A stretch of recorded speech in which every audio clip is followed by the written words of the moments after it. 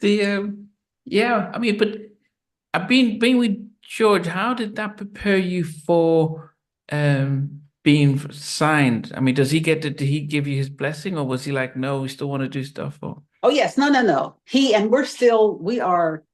just had our 60th anniversary. He and I. I'm like, oh my God, I'm old. Or our 50th anniversary, okay, I because was I gonna was like say, 60. Yeah, I was gonna okay, say, yeah, were you 50th like 5 years anniversary. old or something? Right, no. 15, 16, not five. Okay. And he was always, because he was like, this group, he's like, go, go, go. And I had been, at one point, I was in LA. I didn't have any money. And I was like, George, I need some money. He's like, go to the office, tell him to, write you a check for a few dollars, while Wow. I was in LA starving, still trying to get it together with them. And he was still helping me. Wow.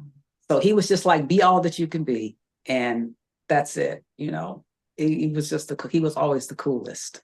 Wow. I mean, Always. yeah, I mean, I guess just so I guess it's fascinating when you move to LA. Who gives? Does the label set you up? They give here's an apartment, here's a car, here's a No, stipend. but it was like, because Bernadette said I could stay with her for a couple of weeks. So I stayed with her. That was interesting. And she's interesting all on herself. And I went around to different members, a couple of weeks here, a couple of weeks there. Wow. And I was like, and they gave me something like maybe $3,000 or something. I don't know initially, but I had to work, and we recorded for at least 3 years. We didn't have any hits. We were Wow. recording, but we didn't have any records that were selling. Um, so yeah, I started my own wash and wax uh car detail in the Solar parking lot.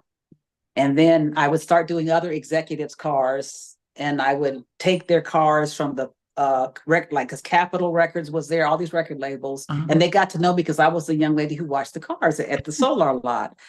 And I'd be like, hey, $50, I'll wash, wax, detail your car. I got into a regular thing, but they'd give me their keys. I go to the car wash, do that, and then I'd go wax the cars in Beverly Hills because I like the way the streets look. So I would drive their cars to Beverly Hills, and I would wax them and detail them and everything and bring them back. And it was a lot of fun for me. I was self-employed, and I got to drive fabulous cars for a couple of miles. And then it was interesting. I was like, why are guys always trying to talk to me when I'm, waxing a Maserati or a nice Mercedes? I didn't even have a car. But I did notice, oh, these kinds of things attract people around here. It's something I wasn't familiar with, but it was fun. It was fun. Wow. So that I mean, it's amazing that you were that instead of working at a restaurant and stuff like that, it meant that you could also network, I would assume. And I ended up getting hired by Kenny Rogers' manager, Ken Cragen, to work in his office. And they represented so many people, like big, big, big pop artists and country artists. And so I got to sit in the office and see how their company worked, and things like when they would come through and giving all the low level people like gifts and time off. I was like, why is he giving me a gift? I'm just like nobody. But the way they treated everybody in that office gave me a different paradigm for how businesses should work and how you Wow. should respect people on every level for the work that they do. Wow. And so how was the rest of your band seeing when they saw the fact that you were washing cars and now getting a job in how did they take that? This is funny. Like, at one point, a couple of them were like, you can't be seen out here washing cars. I said, I don't have any money. My family is 3,000 miles away. I am working. I'm fine. Don't worry about it. Like, at one point, I cleaned Lakeside's bus. Like, I was just cleaning everything I could clean. And even like the Men All Pause was our first hit. It was on the charts. I still didn't have any money. We didn't have any gigs. And that's when they were like, you have to stop this. Because I, co-wrote and co-produced the song. And I'm singing most of the song. And I know what I'm doing. I have a bucket and I am washing and waxing cars because I still don't have any money. And I was fine. I wasn't embarrassed to work at all. Wow. What does Dick Griffey say when he's seen you do? I have I have a quote in my book. Um, It's called I'd Still Say Yes. We'll get to that. Mhm. And because I always wrote things down. And one day he came out and looked at me and he said, you need to buy you some shoes. You need to go buy some clothes. You need to go, please go do something. I would just be out there, and we were getting ready to do some kind of video stuff. So he started giving me extra work and, paying me to produce records as well. Yes, he did. He appreciated the fact that I was like, I am a worker and I'm going to work and I'm not embarrassed to work, period. Wow.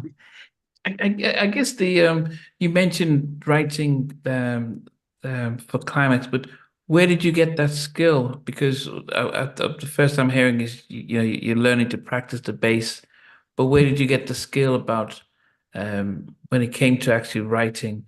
And then and I know you mentioned that George was showing you around the studio, but what about the skill of writing? Did that come natural, or did you learn it?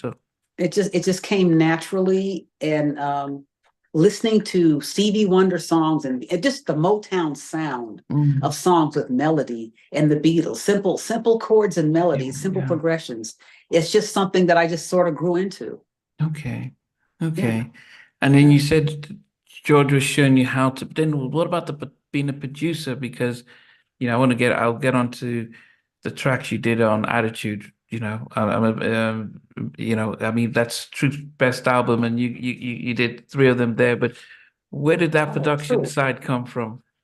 There was a guy named Nick Colleran who owned the studio in Richmond, and a guy named Dwight Smith, who was a pianist and who was my boyfriend for a while before I went to LA. And they gave me a job at the front desk shipping acoustical foam. It was called Sonex, like the egg carton stuff. Now it's everywhere. But when it first came out, and at night they would let me go in and, record songs. So Dwight and I were recording, and there was a group called the Jimmy Castor Bunch, who had a drummer named Elwood Henderson Jr. And he and I wrote a Wild and Crazy song together, which ended up being the song that charted for me. And so anyway, at night at Alpha Audio Studios in Richmond, Virginia, I lived there for a year. They let me come in and learn the first basics of just recording and being able to record my own music, which was, at that time, it was still super expensive. So that was another amazing blessing. Yeah, but then were you writing with your bass, or? Yeah. I just have drums and do a little bass line. And then, painstakingly, after a while, I try to fit some, 2 and 3 note chords in. Okay. But it was basically just bass and drum driven, bass players. Oh, okay. Which is part of the reason Klymaxx's sound was so bass heavy when we started. Hey guys, thanks for watching. Thanks for being a part of Halftime Chat. Please remember to subscribe, share, and comment.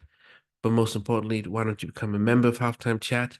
We've got amazing videos, amazing perks, and being able to support the channel. But anyway, thanks for watching. Take care. I never participated in that category. And somewhere in between us, for even loving us, on which I did miss you. What was it like growing up? she's still making an impact on 4 houses down. I have a couple of pieces. Trying to get this one and that one. That works for you, but just for me, No, okay, you're okay. They don't understand what Joyce's voice meant all spirit. Play it. I mean, I love all different genres.